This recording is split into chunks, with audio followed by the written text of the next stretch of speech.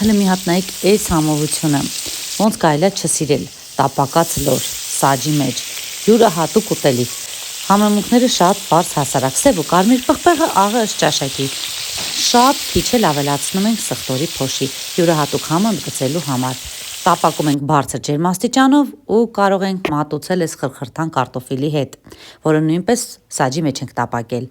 տեղափոխում ենք մեր լորերը ու գրեք մեկնաբանություններում ինչ տարբերակով եք պատրաստում եւ սիրում եք լոր թե չէ։ Իսկ իմ YouTube-յան ալիքում նմանատիպ շատ ղոլովակներ կարող եք տեսնել։ Սպասում եմ ձեր մեկնաբանություններին։ Հələ մի հատ նայեք այս համովությունը, ոնց կարելի է չսիրել, տապակած լոր, սաջի մեջ, յուրահատուկ ուտելիք, համեմունքները շատ բարձ հասարակ, սև ու կարմիր պղպեղը աղը ըստ ճաշակի,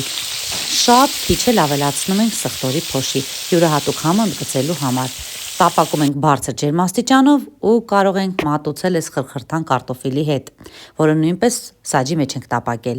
տեղափոխում ենք մեր լորերը